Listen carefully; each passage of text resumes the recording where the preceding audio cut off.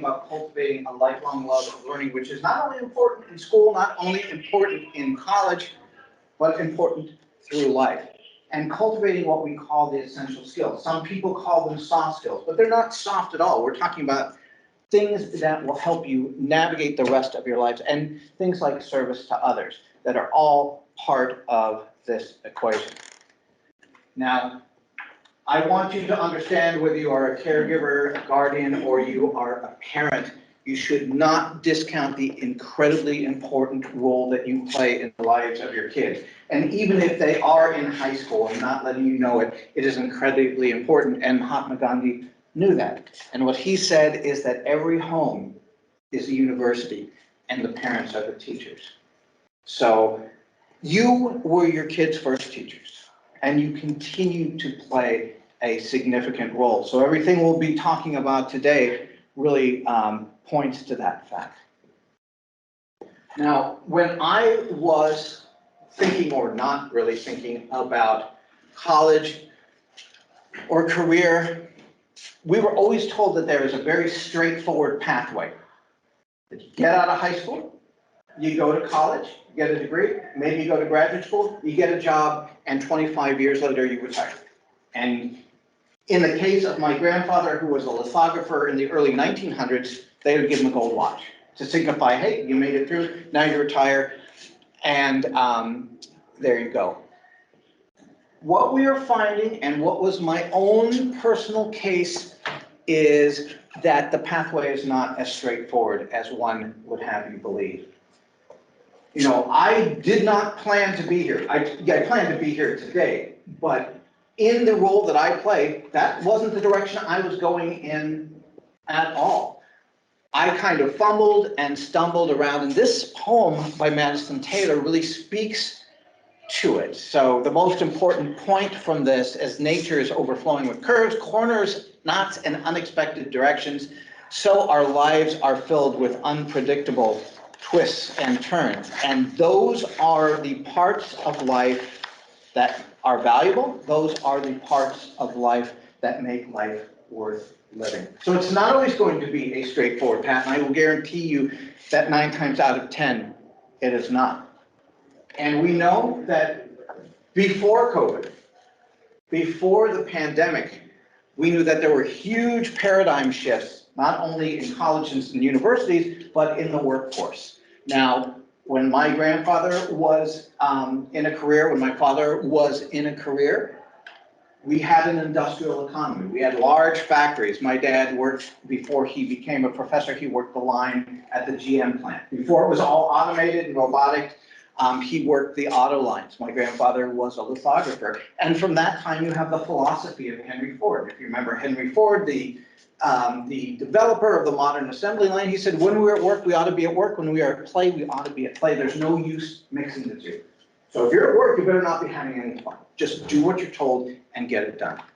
Flash forward to the 21st century and Southwest Airlines. I think we're all familiar with Southwest Airlines. And within their mission statement, it said people rarely succeed at anything unless they're having fun doing it. And that is a huge shift, because we don't have a lot of factories around. We have surpassed the industrial age, we have surpassed the information age, and now we are in what we call the conceptual age, or the knowledge economy. And what does industry say they want? What do universities say we want? Creativity, empathy, happiness. Imagine going to work and being happy, finding meaning in what you do, being able to think critically, to solve problems. We have a course with the Jacobs School of Engineering that we offer through extended studies that has one topic, and it's how do you solve problems creatively? Not through engineering, not through chemistry, but how do you solve problems generally? To be an effective communicator, to have metacognitive abilities, those sound habits of mind, resilience, communication, the ability to work together. This changes the nature of education, or at least it should. And the way that you should be interacting with college, career, and school is in a more interdependent way, where teachers and parents and students really understand learning environments that address not only cognitive needs, the intellectual needs, but emotional needs. And we can see that through some of the adoption of what we call social emotional learning curriculum. But in my day, they didn't care how you felt when you were at school. You stayed, you behaved, and you did your work. Much different now. So I'm presuming most of you have kids in middle school or high school, because it would be really weird if you were here and you didn't have kids at all, just kind of fumbled upon here. One of the things you should know about the way that the adolescent brain works, and we have a whole course series on this, is that the adolescent brain, starting at around age 11 and ending at around age 60, depending, is that they are thinking primarily in the present. They could be sophomores or juniors, but college or career seems like it's 100 years away. It's miles away because they are present thinking. So that means that it's very important to provide kids. Oftentimes we'll talk about high school kids, sometimes middle school kids. I would say as early as mid-elementary to have positive experiences with both college and career as soon as possible. It is not enough to start late. You start as a sophomore, you start as a junior, you could really benefit from having early experiences. And that's what we do through the Division of Extended Studies. We have an entire pre-college program that's dedicated to having positive relationships with the university. It should be seamless when you get to us. And being aware of pressures. A lot of kids will feel pressures, whether it's from their parents, whether it's from peers, about what to do with their lives or where to go. And it's really important to remember that both college and career is about goodness of fit and opportunities for further development. And we'll talk about some of the pitfalls about going for big name colleges and things like that. But fit is the most important, because if you are not in a place where you can thrive, you will really regret the experience. So we talk a little bit about the adolescent brain, and we can talk about motivation. So what motivates somebody to go to college? What motivates somebody to go into a career? Well, there's a lot of factors, and we'll talk about how those are calculated. A lot of it is about self-perception. Is this something that I can do? Is this somewhere that I belong? And at universities, I will tell you, we are not the best. We have not been the best at making people feel well. That's really not our history. It's also connected to cognitive and affective growth. And what I mean by affective is emotional growth, and to identity development. So it's complex, multifaceted, and dynamic. It means there's a lot of pieces to it, and it's always changing. Your motivation as a freshman to a sophomore to a junior and senior, it's all going to be different, and I'll tell you about some of those factors. But what is motivation? We're all born with motivation.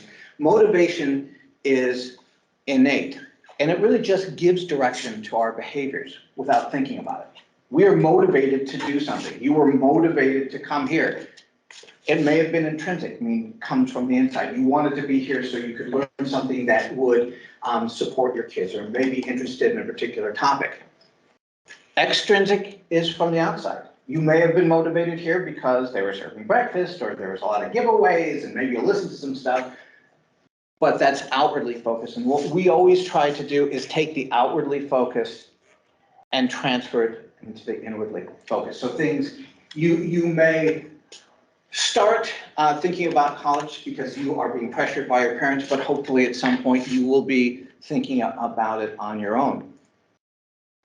Problem with motivation is a problem that deals with security, and this is Maslow's hierarchy of needs. And where we see college and career falling in is really our esteem needs, our belongingness needs, and self-actualization. But imagine if you are a kid in high school where you are wondering where your next meal is going to come from, or if you feel as though you are so far behind that you can't keep up, or you are worried about being bullied. If you can't move beyond this, your motivation to do other things, no matter how great a teacher is, no matter what kind of classroom wizardry is going on, no matter how great a parent or a guardian is, if you can't move beyond this, you're not going to find motivation. That is a part of the foundation of why we attend to social and emotional needs now in schools. So those are the basics of it. But we also have something called expectancy theory, which asks the big question, but is it worth it? So let's say you are thinking of going to, I don't know, UCLA. And you are a kid and you're thinking, am I motivated to do this? So what is the motivation calculus? Well, there's something called expectancy theory, which helps us to better understand this. First and most important component is expectancy. Do you believe that you can do it? Do you believe that you can complete an application for UCLA? Everything you know about UCLA, that you have to have a 10.8 GPA and serve in Congress and won a Grammy and, you know, cured the disease, and you're not going to get in still, do you have to believe that you can do it? If you don't believe you can do it, that cuts that out of it. And the instrumentality. Well, let's say, yeah, I can do it. But what am I going to get as a result? If I get into UCLA, what is that going to do for me? Is it going to get me in a lot of debt? Is it going to get me a better job? What's the point? So it's, can I do it? Is it worth it? And this last part called balance, which is a unique value that you place on a particular outcome. So that's the highly personalized. So again, when we think of motivation, yes, we do have a drive to do stuff, but then these things also factor in, and this also changes.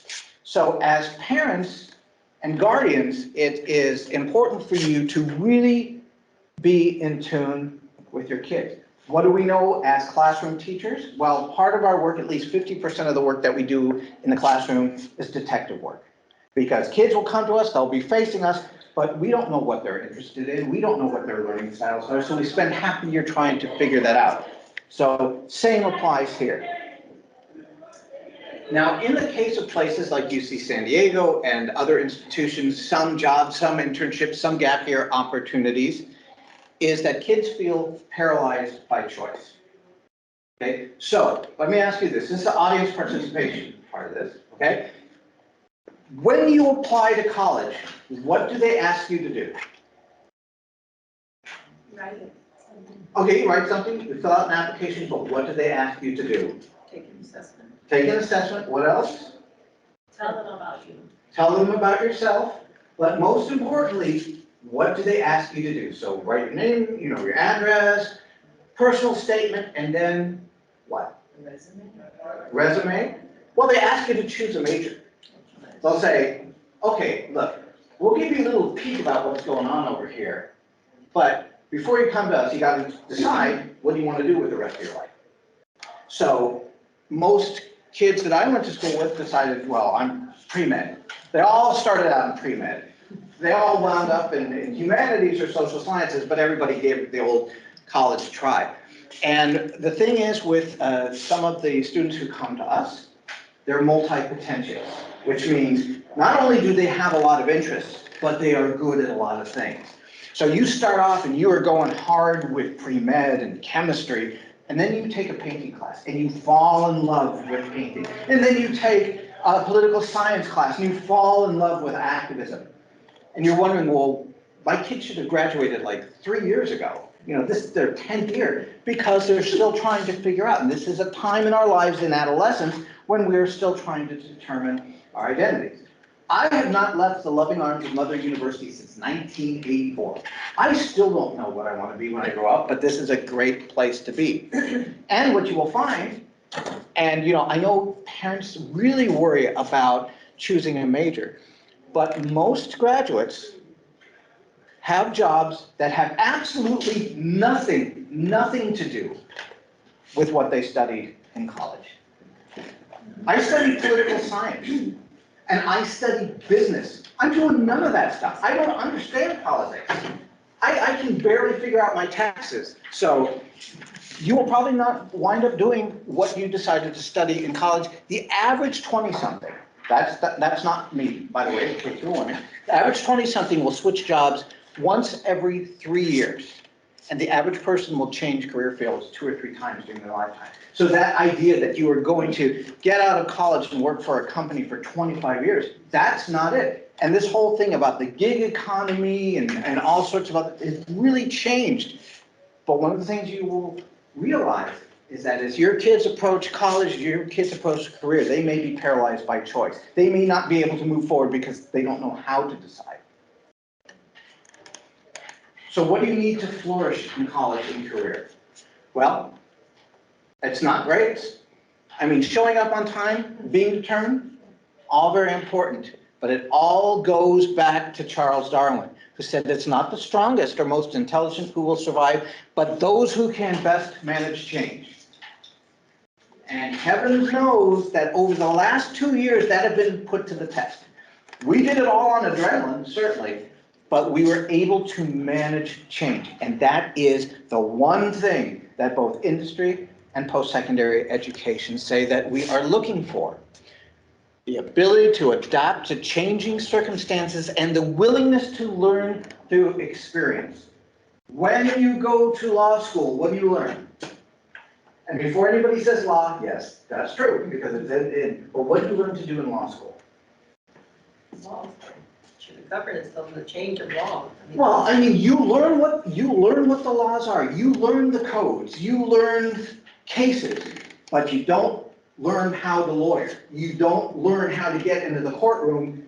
When you go through teacher education programs, same thing. You learn about learning environments. You learn about this and that, but they don't teach you how to teach. You do that on the job, and that is one of the things that we value. Learning through experience, but things that are applicable across multiple disciplines and careers, because all of the disciplines and careers are coming together.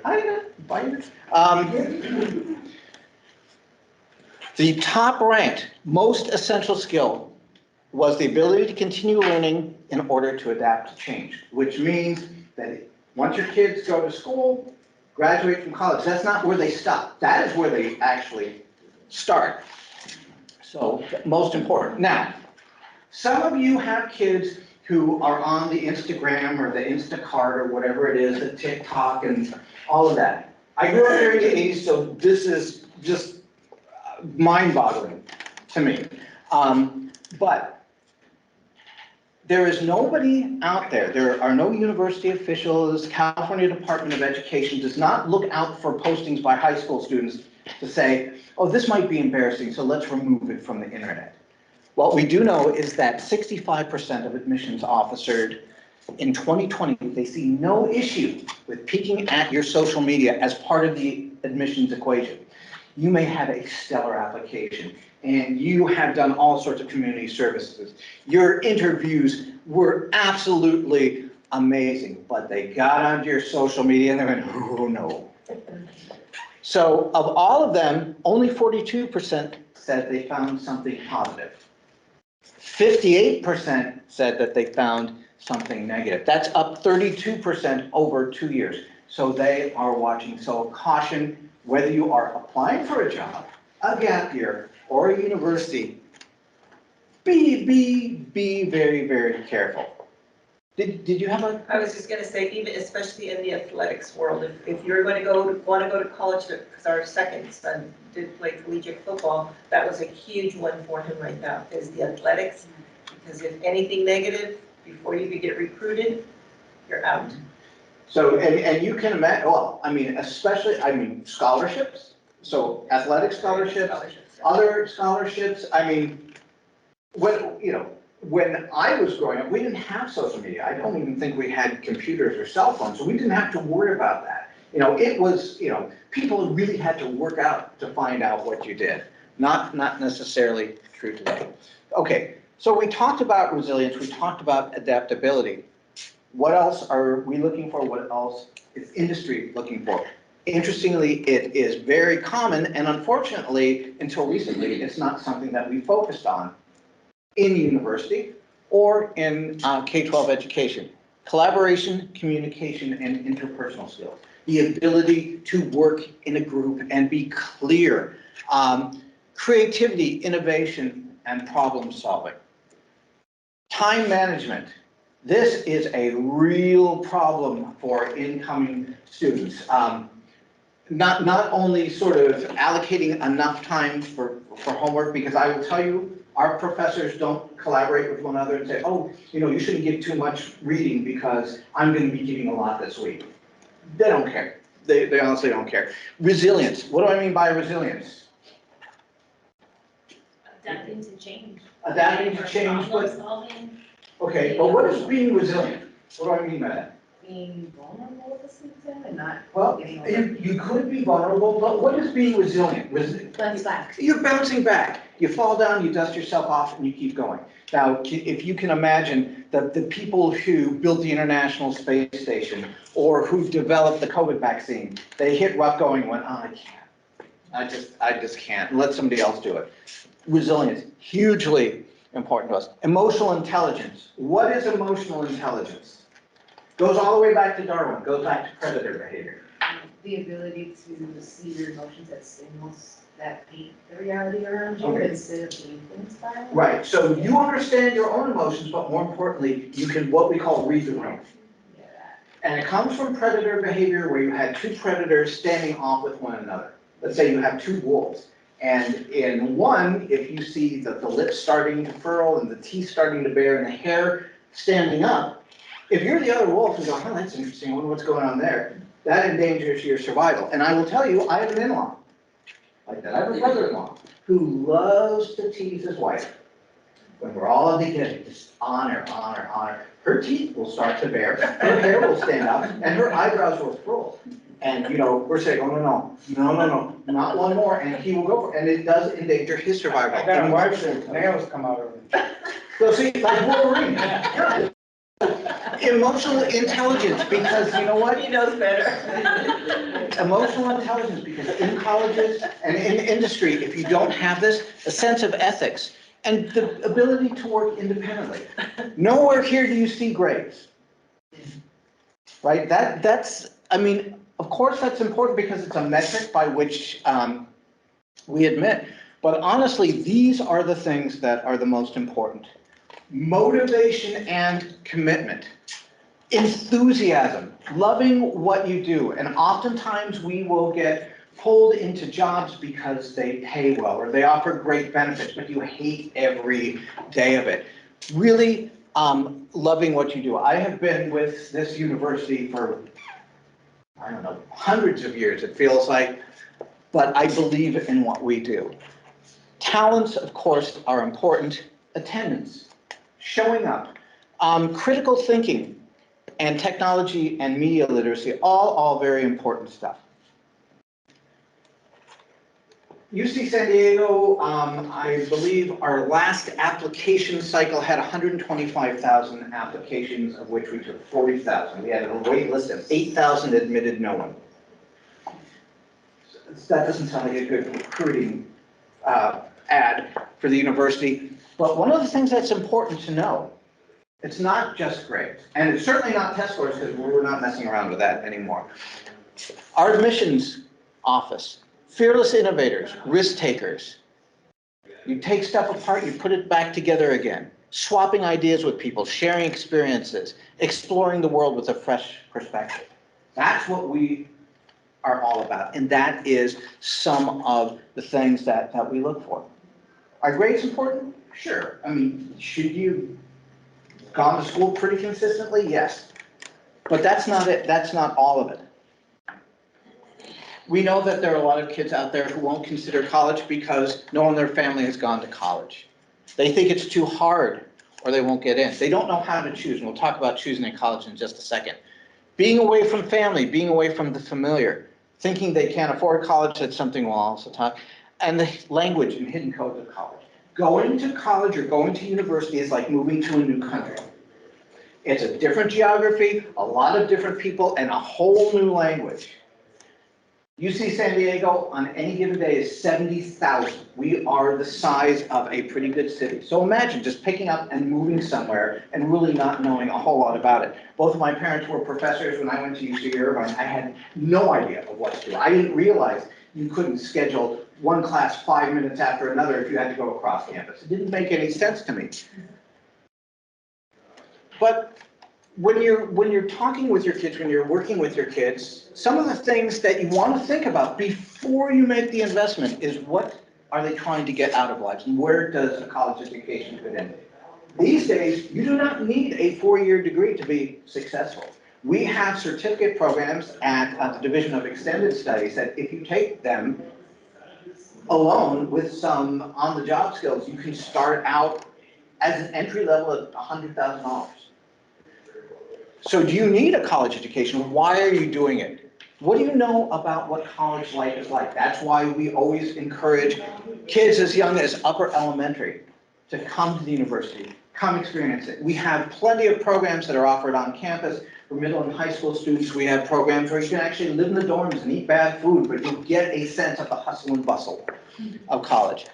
What are your reasons for going? What are your intrinsic and extrinsic motivations? And what's the value of a post-secondary education? It doesn't go as far as it used to. What are my interests in learning styles? Very important. You come to a University of California campus, your first 2 years are designed to weed you out. Yep.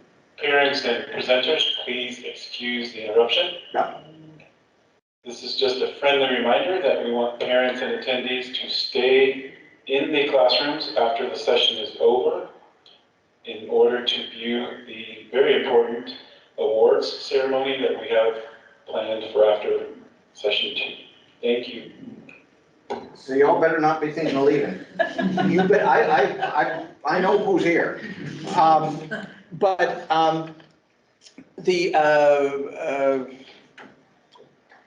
Where was I? Talking about.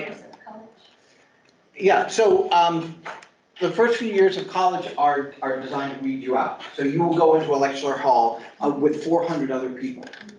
You are not going to get personalized attention until you get to upper division. So the question is, what is the best fit for you? What are your interests in learning styles? If you don't learn well in groups of hundreds, probably the University of California is not a great place. There are plenty of alternatives. My wife went to a small liberal arts college and absolutely loved it, got an amazing education as well. I had to go to the University of California just because my parents were University of California professors and they sort of made me. But how do you learn best? And are you willing to make the 4-year, and I say 4-year in quotes because if you go to 4 to 5-year, can you make the investment and what alternatives exist? So what can you do as a parent? Well, one of the things is always be a good listener. I think as parents and caregivers, we always want to jump in and solve a problem. Sometimes it's best to be a good listener, to be a cheerleader. Help with chunking and creating a roadmap. If you've ever tried to eat a wedding cake by yourself, okay, this may be sharing a little bit too much, but you have a wedding cake and you try to eat it by yourself, it's all good, but it's overwhelming. You don't know where to start. And what you can help do is breaking things down. There's the application process, there's the FAFSA form to fill out, there's interviews, there's everything. And it just becomes overwhelming. And when things are overwhelming, we tend not to do them because it's too much. But you can help by breaking it down and by offering a chance for success. So you fill out the FAFSA, your brain will give you a neurochemical reward for solving the problem and for getting something done, and you move on to the next. Transfer the motivation and responsibility to others, which means my parents used to bring college brochures home all the time. Said, when's a good time for us to sit down and review your options? I don't want to, mom, dad, I didn't want it from them, but I sure would listen from an uncle or from a friend of the family because it didn't feel like my parents wanting me to do something. So what you can do is if you find that you're unable to motivate your kids, transfer the motivation and responsibility to someone else. And you will be surprised they will likely glom onto it. Can you afford it? And that is literally sometimes the $1 million question. We all know about student loan debt. We all know that student loan debt payments have been postponed, for which I'm very grateful, because I didn't think about student loan debt when I signed up for student loans. They said, we got some money, make sure you read these papers. And I was like, that's a lot to read. Where do I sign? Because, hey, we got a check for you, we got a check for you. Now, all told, all said and done, I could probably buy, with the amount of debt I've accumulated, maybe 2 houses next door to each other around here. So it keeps going and going and going, and they, student loan forgiveness is difficult. So this is a process. Yes, you can afford to go anywhere, but it is a process. You have to actually put in the time, just like applying to school. There are different sources. There are federal and state government sources. There are billions of scholarships and fellowships that go unused because nobody applies for them. They didn't know about them. They didn't take the time to look for them. Colleges and universities, we have our own that we give. Private organizations, companies, clubs, and religious organizations. My mother-in-law's church gives $1,000, and you might say, well, in the grand scheme of things, that's not a lot, but hey, that will get you meals for a month. That it is something. Banks and lending companies, they as soon as they hear you're thinking about college, they read it telekinetically and they're banging your door. So, but usually you will do a good mix throughout your tenure in college. The different types of aid, grants and gifts, these are things that are need-based primarily. They don't have to be paid back. Scholarships are mainly ability-based, whether it is academic ability or athletic ability. They don't have to be paid back. Loans do. Loans do have to be paid back either by you or by your parents. And there are work-study opportunities too to help offset. So this is paid part-time work to offset the cost of college. And my co-instructor and senior programs manager now, Diana, you started off as a work-study student. So it is also a great way to get some very practical and important experience. You can go to the University of California for free. This is something I wish I had known because nobody told me about this. But if you have a family income of less than $80,000 a year and you qualify for financial aid, your fees are waived. That doesn't mean they're going to set you up in a dorm. That doesn't mean they're going to feed you. That doesn't mean they're going to buy your books. But everything else is waived. Does the University of California charge tuition? Do we? No. We don't charge tuition. We charge a lot of fees, but we don't charge tuition. When my mom went to the University of California, Berkeley in 1950-something, all she had to do was buy notebooks. Everything else was free because the University of California was designed to be free for residents of the state of California. So we actually have the Blue and Gold Opportunity Program for that. And if you're interested in different financial aid packages and sources, I have a huge presentation on that. How do you find the right fit? Number one, don't rush the process. Don't wait till the last minute and just accept to wherever you got in. Not the way to do it, because you will wind up going from different place to different place to different place. Same with careers, same with jobs. Don't be a follower. What do I mean by that? Just because your friends are going somewhere, don't go there. If you have a love interest that is going somewhere, that is even worse. And I will tell you from personal experience, I had a girlfriend who was going to UC Irvine. How did I wind up at UC Irvine? Because I was in love and I decided to transfer from the state university that I was at as a surprise, which was an even worse idea. And there's nothing like being on campus for the first day and being introduced to a new boyfriend. So don't be a follower. Trust me, it doesn't work out well. You love the Bruins, you love the Bears, you love the Longhorns, you can buy a sweatshirt anywhere. Don't go to a school just because you're a fan of their sports, unless you are joining their sports teams, which is another thing. Don't judge a book by its cover, meaning if you're going through brochures, if you're going through catalogs and you're looking at the building and going, oh, and then you look at the people and go, oh, no, I'm not going to go. Opposite is also true. You see San Diego at all major university campuses, we have picture days. That means when the sun is out and it's spring and the birds are chirping and everything is clean and beautiful and the students are all fresh their first day, not their last day. That's not when you want to take pictures. But we take pictures and those are for brochures. So don't just go because it looks like this looks like college. I mean, you go, yeah, that's college. Social atmosphere, same kind of thing. Cost obsessions or carelessness, which means don't not apply because you think you can't afford it, but also don't say, what's another 10,000? Yeah, sign me up. Peer pressure or parent pressure, meaning if your dad is pressuring you to go to Cal because he went to Cal, or you decide you don't want to go to Cal because he went to Cal, that sort of thing, and relying on reputation. I mean, there are old myths that the only place you're going to get the top quality education is at the Ivy League or at the academies. And I'll tell you, there are amazing schools. So it really is a process. It really does take time. Think about your role. Your kids, as they apply for post-secondary schools or opportunities, whether they're gap years or internships, they are their own worst enemies. They psych themselves out. They're not going to tell you because they're high school students. You know how that goes.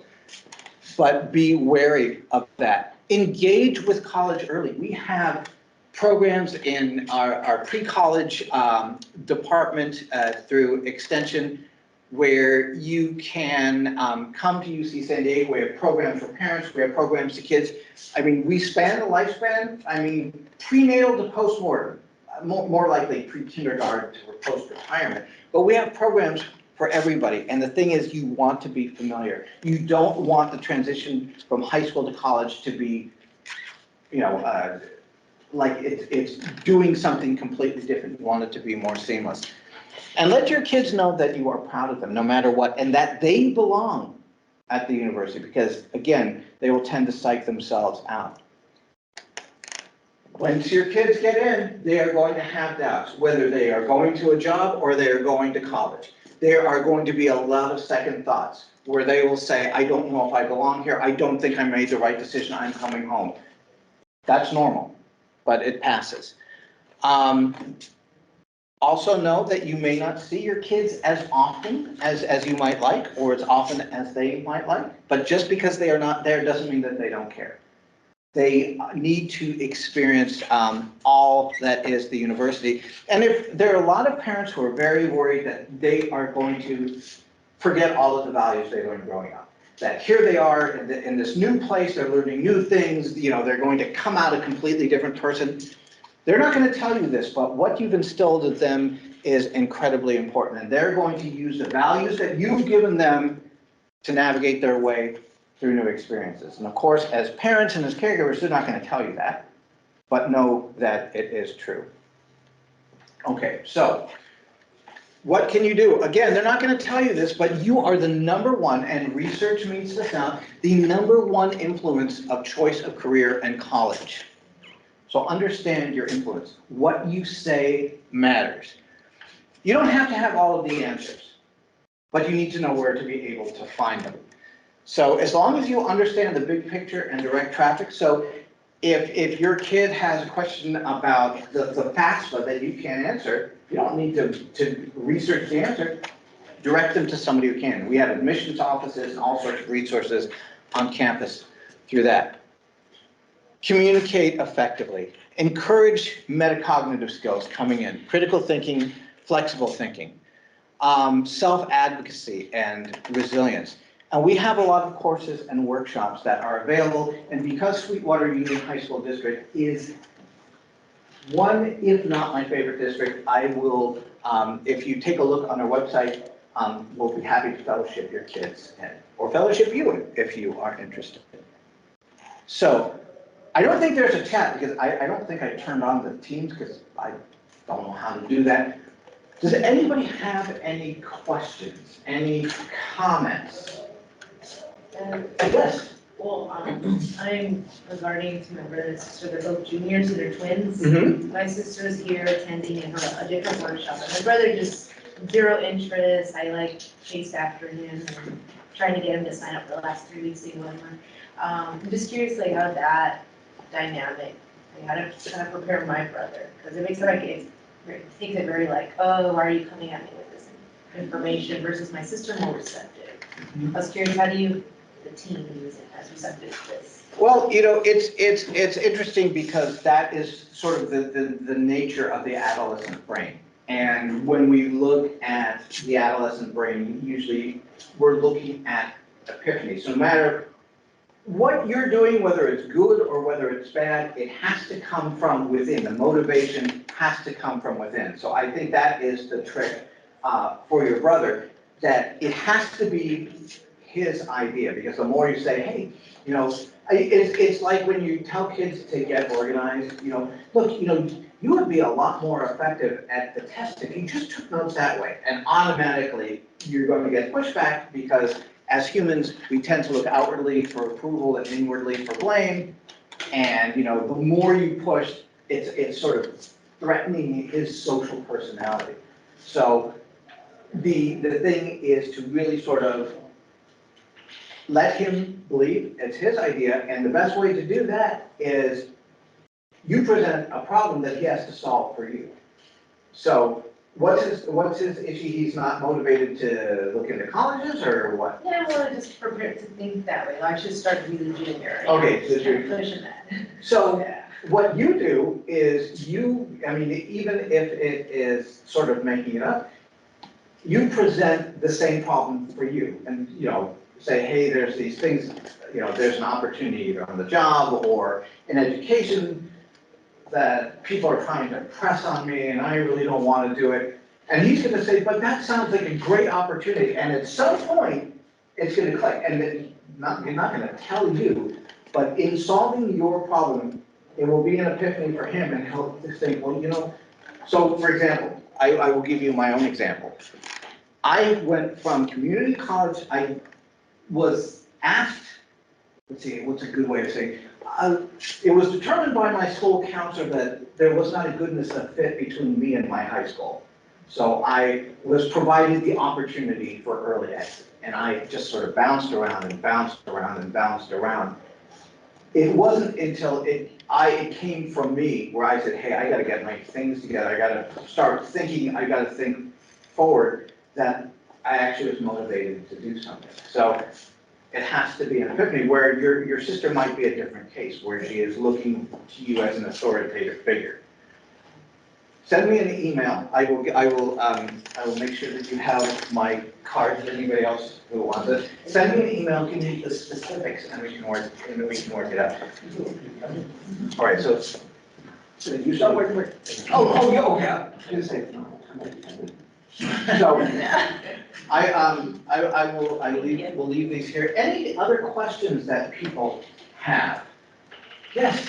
And I kind of just want to touch back on the question you made about certificates and Mhm. degrees, and I think that's a valid point, but I think there's two parts to the variable, because I think you mentioned something to the effect that, you know, certificate, and you're right, a certificate can get you a good job, Mhm. but I think it's also important for the student to take, or the child to take ownership in the context of, as you said, once you go to, your first 2 years, you're doing your, you know, electives, Yeah. general ed and whatnot, but to look at the jobs that they're interested in, because there's so much of the book smart, like you say, landing into the jobs, it's not book smart. You're not, I mean, you're book smart, but there's actually, you have to learn the job. You have to learn what you've done in the books, you have to apply it.